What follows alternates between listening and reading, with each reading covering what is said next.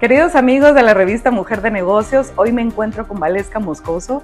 Ella es de G&B Consulting, ¿verdad? Yes. Y hoy nos acompaña para conversar un poquito de un tema que seguramente ustedes estarán interesados. ¿Cómo estás? Bien, gracias por este espacio, mucho gusto. Vemos ahora que los retos de tener ustedes una empresa que se encarga de hacer como ese pequeño filtro de las nuevas generaciones que hoy salen con nuevas carreras y se adaptan a los requerimientos de las nuevas empresas. ¿Cómo hacen ese proceso inicialmente? Ok, muchas gracias. Realmente el proceso se ha vuelto un poquito más complejo, más dinámico.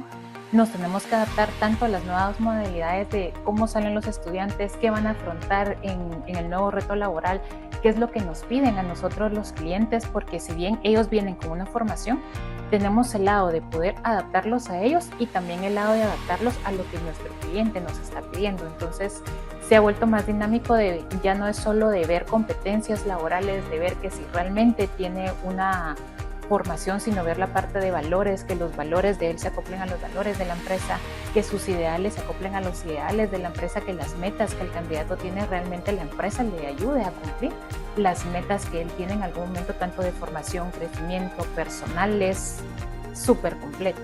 Bueno, hablaste de muchísimas cosas. ¿Cómo vemos también el reto que ustedes se enfrentan a hacer ese tipo de selección cuando la educación cambió de la pandemia hacia acá, ¿verdad? Las evaluaciones, los retos de educar a través de la red, ¿mejora, aumenta, perjudica a la hora de que ustedes evalúen? Realmente podría decir que es un 50 de 50, nos ha perjudicado en un 50%, mejorado en un 50%. La ventaja es que la tecnología nos vino a ayudar un montón, entonces ahora una entrevista la podemos hacer por medio de una videollamada, tenemos plataformas de pruebas virtuales en las que no hay necesidad que el candidato llegue a hacerlo, se lo puede hacer desde su casa. Podemos conectar en otros países, ya no es necesidad de, mire, tiene que venir la persona, sino que mire, conectemos la entrevista.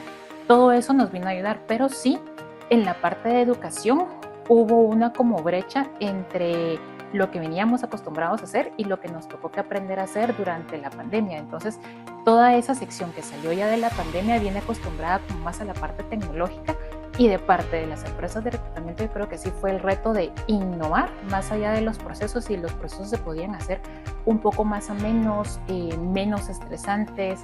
Normalmente ya no hay tanta hoja de papel, las solicitudes se pueden llenar ya en un formato virtual, entonces sí fue bastante complicado, pero creo que al final fue beneficioso para ambas partes, tanto para candidato como para reclutadores.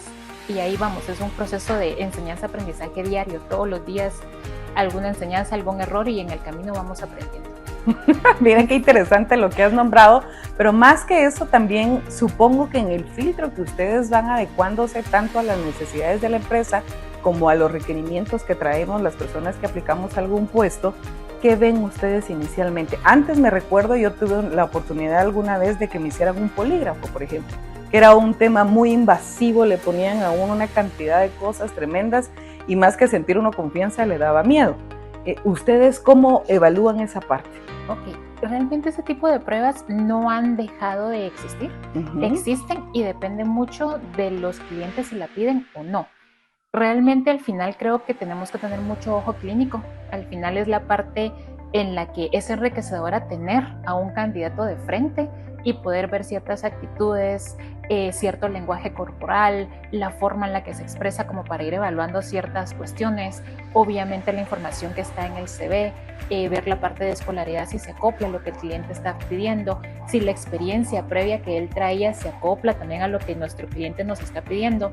Hay factores, por ejemplo, que nos indican, mire, por ejemplo, un rango de edad, pero si yo tengo una persona que tiene la experiencia ya también de parte del reclutador, poder pelear y decir, mire, tal vez no está en la edad que usted considera, pero esto compensa, ¿verdad? Compensa su experiencia, compensa la actitud.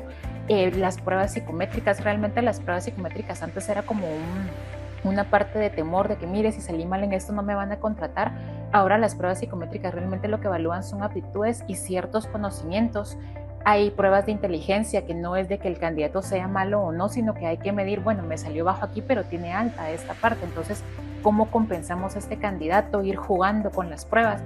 Las pruebas ya muy específicas, como por ejemplo un socioeconómico, una prueba de polígrafo, sí las piden las empresas como para descartar ciertos factores de riesgos. y que no en algún momento nos vaya a salir alguna sorpresa ya con el candidato contratado que me diga, mire, pues resulta que de repente tenía una demanda muy fuerte y no nos enteramos. Entonces, por ese tipo de factores es que piden esas pruebas. Sin embargo, no es que sea algo determinante a la hora de la contratación. Ahora que nombras esta parte, me da curiosidad en el tema de cómo hay empresas que si en algún momento tuvimos alguna deuda, porque creo que cualquiera en Guatemala ha pasado por esta situación. Se mancha mi perfil económico y a la hora de ser contratado, ¿sí perjudica, no perjudica? ¿Cómo lo evalúan ustedes y cómo lo toma la empresa también?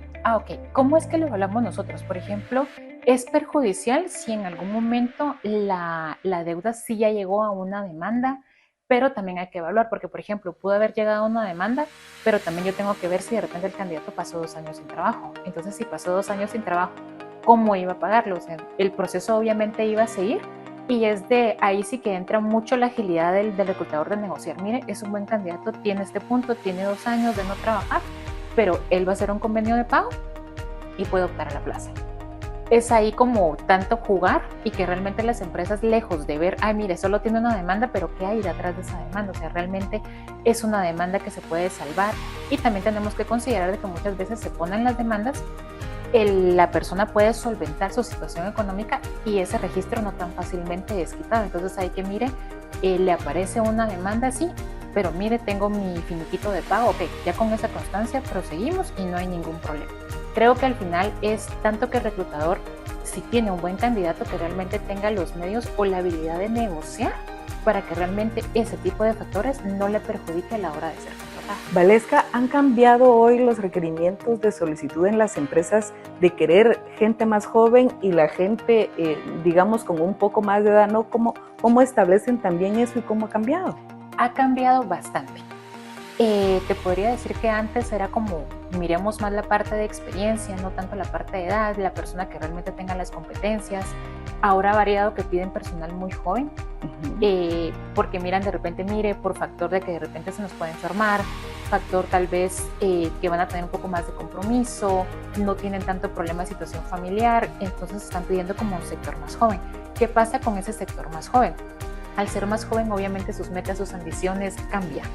Entonces hay que ver también si de repente la posición que ellos buscan quiere una persona demasiado comprometida, quiere una persona más seria, y si una persona tan joven no lo va a tener, pero yo tengo una persona que pasa la edad y podemos hacer esa negociación de, mire, tengo una persona que sí se acopla el perfil, trabajemos con esta persona. Y de hecho hace poco nos acaba de pasar en un proceso que tenía un candidato muy bueno, se me pasaba por 5 años, pero su experiencia era increíble.